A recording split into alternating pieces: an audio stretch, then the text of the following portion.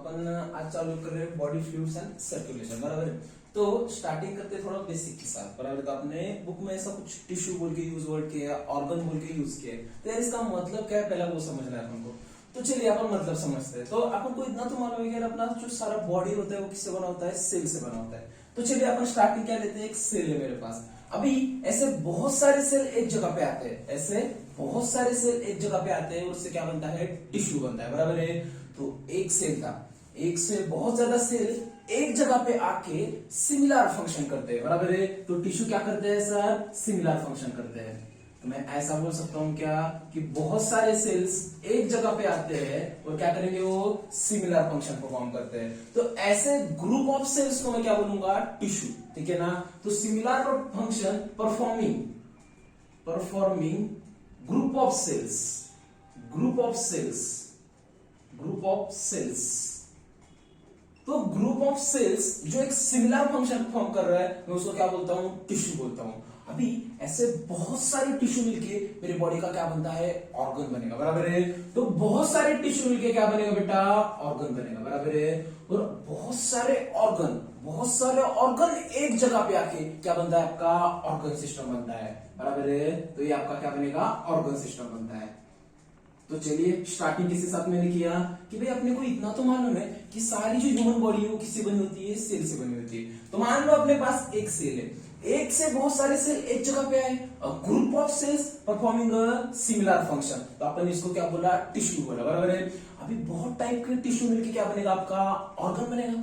बहुत सारे टाइप के ऑर्गन मिलके क्या बनता है, आपका ऑर्गन सिस्टम। और ये ऑर्गन सिस्टम बोले तो ये क्या होता है, आपका ऑर्गेनिज्म, ऑर्गेनिज्म। यानी अगर मेरे को कोई पूछा कि ह्यूमन का डेवलपमेंट कैसे होता है, तो मैं क्या बोलूंगा, सबसे पहले सेल्स थे, एक जगह पे बहुत सारे सेल्स आए और जो क्या कर रहे थे, सेम फंक्शन परफॉर्म कर रहे थे या फिर सिमिलर फंक्शन परफॉर्म कर रहे थे।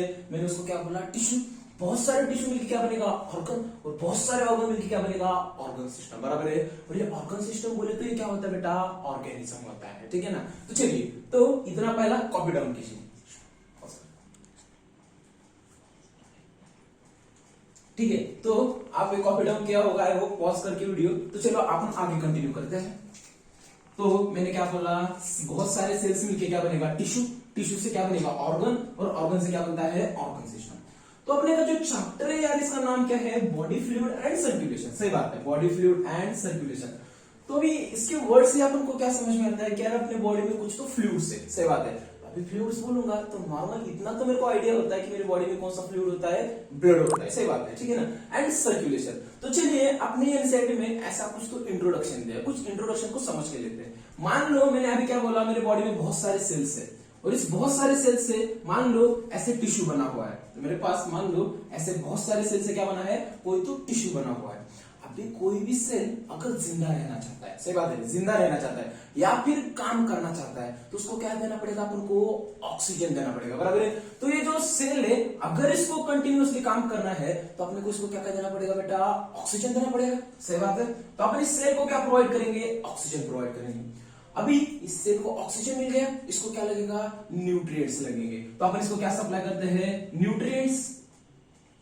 तो अपन इसको क्या सप्लाई करेंगे, न्यूट्रिएंट सप्लाई करेंगे। एज वेल एज अपन इसको क्या सप्लाई करते हैं, इसेंशियल सब्सटेंसेस, बराबर है। तो अपन इसको क्या सप्लाई करेंगे, essential substances, essential substances, essential substances, बराबर है। तो सर ये इसेंशियल सब्सटेंस कौन कौन से होते हैं, तो क्या होगा उसमें, आपका ग्लूकोज आता है, ठीक है, ग्लूकोज आएगा, फ्रुक्टोज आएगा, ठीक है ना, प्रोटीन आते हैं। तो इसेंशियल सब्सटेंस अपन को क्या करना पड़ेगा, सप्लाई करना पड़ेगा। यानी अगर किसी टिश्यू को अपन को जिंदा रखना है तो अपन को कंटिन्यूअसली क्या करना पड़ेगा, उसको oxygen, nutrients and essential substance क्या करना पड़ेगा, सप्लाई करना पड़ेगा। अभी ये ऑक्सीजन, न्यूट्रिएंट, इसेंशियल सब्सटेंस कौन यूज करेगा, टिश्यू यूज करेगा। अभी ये जैसे ऑक्सीजन न्यूट्रिएंट को यूज करेगा, ये क्या बनाएगा, एनर्जी बनाएगा। और ध्यान में रखो बेटा, जहां पे एनर्जी बनती है ना, वहां पे वेस्ट प्रोडक्ट भी बनता है, बराबर है।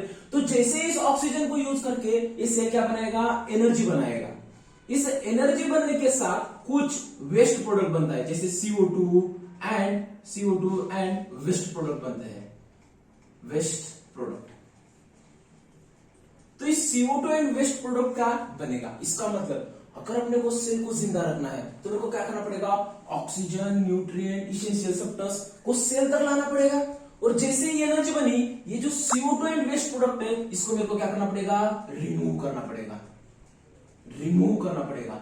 इसका मतलब क्या है ऐसा, मेरे को पहली चीज क्या करना पड़ेगा, oxygen, nutrient, essential substance cell तक लाना है।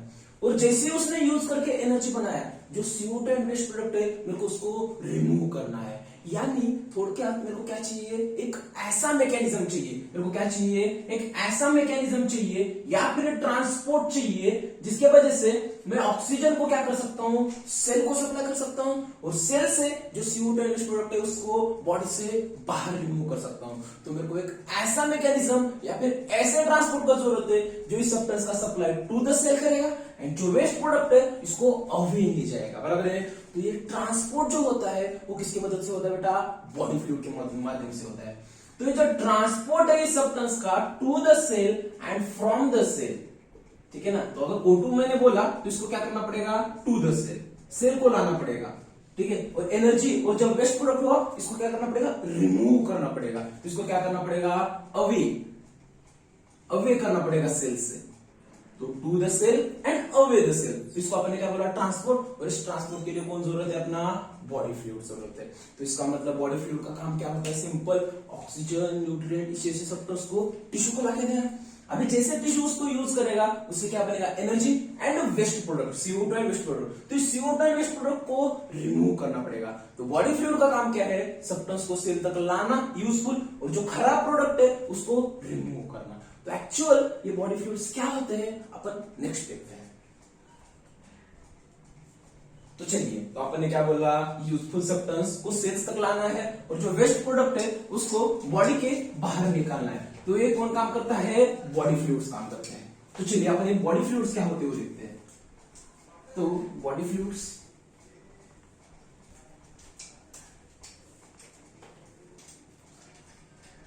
तो अपन ने अभी क्या बोला कि ट्रांसपोर्ट अगर करना है तो अपन को क्या जरूरत है, बॉडी फ्लूइड्स का जरूरत है, बॉडी फ्लूइड्स। तो ट्रांसपोर्ट ऑफ सब्सटेंस के लिए बॉडी फ्लूइड का जरूरत है। अभी देखो यार, इस बॉडी फ्लूइड का अपन क्लासिफिकेशन करने वाले, बराबर। तो इस बॉडी फ्लूइड को मैं दो टाइप में डिवाइड कर रहा हूं, बराबर है। तो अच्छे से देखो रे, तो body fluids is classified into two type. एक है इंट्रासेलुलर, एक है इंट्रासेलुलर, इंट्रासेलुलर, और दूसरा है एक्स्ट्रासेलुलर। एक है इंट्रासेलुलर और दूसरा है एक्स्ट्रासेलुलर बॉडी फ्लूइड्स। इसका मतलब कुछ समझ में नहीं आ रहा है तो चलिए एग्जांपल लेते हैं। अभी देखो यार, इंट्रासेलुलर, तो इंट्रा बोले तो इनसाइड, इनसाइड, और सेलुलर बोले तो सेल। तो इंट्रासेलुलर फ्लूइड बोले तो सेल के इनसाइड रहने वाला फ्लूइड, बराबर है। तो अगर आपने इसका एग्जांपल देखा तो एकदम अच्छे समझ में आएगा। तो चलिए इसका एग्जांपल लेते हैं। तो आप लोग को मालूम होगा अमीबा, ठीक है ना। तो आप लोगों को क्या मालूम होता है, अमीबा। तो अमीबा में क्या होता है, मान लो अगर मैंने इसे अमीबा को निकाला, ठीक है, तो अपन को क्या मालूम है, मान लो ये पूरा उसका क्या है, ऐसा साइटोप्लाज्म है, बराबर है। तो अगर मान लो इसको, ठीक है, यहाँ पे कहा तो आगे मान लो फ्रूट अपना ये दिखा फ्रूट, तो ये फ्रूट को क्या करेगा, पास जाने के लिए ये क्या करता है, अपने साइटोप्लाज्म का मूवमेंट करता है, बराबर है। तो जैसे उसने मूवमेंट किया, ये थोड़ा क्या होता है, देखो ऐसा, तो ये ऐसा जाएगा, थोड़ी देर बाद में ये कुछ तो इसको एनगल्फ कर लेगा, ऐसा, बराबर है। यानी यहाँ पे साइटोप्लाज्म क्या कर रहा है, उस सब्सटेंस तक मूव कर रहा है, बराबर है। तो साइटोप्लाज्म का मूवमेंट हो रहा है उसके तरफ, इसको अपन ने बोला था साइक्लोसिस, ठीक है। एनिमल किंगडम में अपन इसको डिटेल में देखा था। तो इनसाइड सेल का मूवमेंट हो रहा है, इनसाइड बॉडी फ्लूइड का मूवमेंट हो रहा है, तो अपन इसको क्या बोला, इंट्रासेलुलर बोला। उसके बाद अपन दूसरा कौन सा देख रहे हैं, एक्स्ट्रासेलुलर। तो एक्स्ट्रासेलुलर बोले तो सिंपल क्या है, सेल के बाहर रहने वाला फ्लूइड। अगर आप लोगों ने ह्यूमन में देखा तो ह्यूमन में अपन क्या निकालते हैं हमेशा, मान लो सेल है तो मैं ऐसा ब्लड वेसल निकालता हूं, और इस ब्लड वेसल में क्या है, आपका ब्लड जा रहा है, यानी सेल के बाहर का फ्लूइड है, एक्स्ट्रा सेलुलर फ्लूइड है, बराबर है। तो इस एक्स्ट्रा सेलुलर फ्लूइड को अपन दो टाइप में डिवाइड करते हैं, बराबर है। तो अपने एनसीईआरटी के हिसाब से दो पार्ट में डिवाइड करते हैं अपन। एक है external body fluid, external body fluid, और दूसरा होता है इंटरनल बॉडी फ्लूइड। तो एक है आपका एक्सटर्नल और दूसरा है इंटरनल बॉडी फ्लूइड। ठीक है, तो चलिए इसको एग्जांपल के साथ समझते हैं। तो अपन ने क्या बोला, बॉडी फ्लूइड के दो टाइप है, इंट्रासेलुलर, एक्स्ट्रासेलुलर। इंट्रासेलुलर बोलते क्या है बेटा, सेल के अंदर रहने वाला फ्लूइड, बरोबर है, दैट इज अमीबा का अपन ने एग्जांपल लिया साइक्लोसिस। एक्स्ट्रासेलुलर बोले तो सेल के आउटसाइड ब्लड रहता है, जैसे ह्यूमन में है नॉर्मली। तो उसमें अपन ने कितना किया, दो टाइप किया, एक external body fluid and internal body fluid. तो एक्सटर्नल बॉडी फ्लूइड का एग्जांपल है स्पंजेस, ठीक है। तो एक्सटर्नल बॉडी फ्लूइड का एग्जांपल क्या है बाबा, स्पंजेस है रे बाबा, ठीक है, स्पंजेस एंड सिलेंट्रेट्स है, सिलेंट्रेट्स। तो चलिए इसका मैकेनिज्म समझ के लेते हैं। तो अगर आप लोगों ने एनिमल किंगडम कभी पढ़ा है तो आप लोगों को आराम से मालूम होता है। तो चलिए, तो मान लो मैंने एक स्पंज निकाला है, तो जो स्पंज होता है ना, ऐसा कुछ तो ऑर्गेनिज्म होता है, और ये हमको कहां पे मिलता है, समुद्र में मिलता है, सी में मिलता है हमको। तो मान लो ऐसा मैंने क्या निकाला है, स्पंजेस निकाला है। अब ये स्पंजेस पे बॉडी पे छोटे छोटे ऐसे पोर्स होते हैं, बहुत सारे पोर्स है। अगर किसी को मालूम है तो अपन इसको क्या बोलते हैं, ऑस्टिया बोलते हैं, बराबर है। तो ऐसा आपका स्पंज है। अभी स्पंज क्या है, पूरा समुद्र में है, बराबर है। इसका मतलब इसके सराउंडिंग में पूरा क्या है, पानी ही पानी है। अभी देखो, मान लो ये पूरा पानी है, ठीक है, तो ऐसा पूरा क्या है, पानी है, सही बात है। अभी ये पानी क्या करेगा, इस ऑस्टिया से बॉडी के अंदर आता है, ऑस्टिया से बॉडी के अंदर आता है। अभी जैसे पानी बॉडी के अंदर आया, यहाँ पे जो सेल्स होते हैं ना, ये क्या करेगा, O2 का अपटेक कर लेंगे, और जो CO2 और वेस्ट सब्सटेंस है उसका पानी में रिलीज कर देंगे। यानी अपने बॉडी में कोई तो एक्सटर्नल फ्लूइड यूज करके यहाँ पे क्या हो रहा है, एक्सचेंज हो रहा है O2 एंड CO2 का। दैट्स व्हाई मैंने इसको क्या बोला, एक्सटर्नल बॉडी फ्लूइड। यानी अपने बॉडी का फ्लूइड ना होके कोई तो एक्सटर्नल फ्लूइड मैंने यूज किया है। तो एक्सटर्नल फ्लूइड कौन है, यहाँ पे वाटर है, बराबर है। तो एक्सटर्नल फ्लूइड कौन है यहाँ पे बेटा, वाटर है। तो वाटर को मैं क्या कर रहा हूं, बॉडी कैविटीज में ले रहा हूं। जैसे बॉडी कैविटीज में लिया, यहाँ पे सेल में क्या हो रहा है, O2 एंड CO2 का एक्सचेंज हो रहा है। That is called as external body fluid बोलते हैं अपन। उसके बाद सेकंड कौन सा है, internal body fluid. Internal body fluid बोले तो बॉडी के अंदर का फ्लूइड, जैसे अपने बॉडी में कौन है, ब्लड है, बराबर है। इसका एग्जाम्पल क्या लेंगे अपन, सिंपल ह्यूमन सर्कुलेटरी सिस्टम का कौन कौन होता है, ब्लड, ठीक है, एंड लिम्फ। तो ये लिम्फ क्या होता है अपन देखेंगे। तो चलिए अभी तक का मतलब समझ जाता हूं बेटा। तो बॉडी फ्लूइड्स के दोनों टाइप है मेनली। पहले अभी तक जितना है मैंने क्या बोला, उसको आराम से दो पॉइंट में रिवाइज कर सकते हैं अपन। तो अपन ने पहला पॉइंट क्या देखा, बॉडी फ्लूइड्स। तो बॉडी फ्लूइड का काम क्या होता है, ट्रांसपोर्ट करना। किसका ट्रांसपोर्ट करते हो, इसेंशियल सब्सटेंस एंड ऑक्सीजन को टू द सेल ले जाना, पहला काम है। उसके बाद जो वेस्ट और CO2 प्रोडक्ट है उसको सेल से रिमूव करना। तो ये जो ट्रांसपोर्ट होता है to the cell from the cell, ये किसका काम होता है, बॉडी फ्लूइड्स का काम होता है। पहली बात क्लियर है मेरे को। सेकंड बात मैंने क्या बोला, बॉडी फ्लूइड के दो टाइप है, इंट्रासेलुलर, एक्स्ट्रासेलुलर। इंट्रासेलुलर बोले तो सेल के अंदर के फ्लूइड, दैट इज इंट्रासेलुलर। तो एग्जांपल अपन ने अमीबा लिया।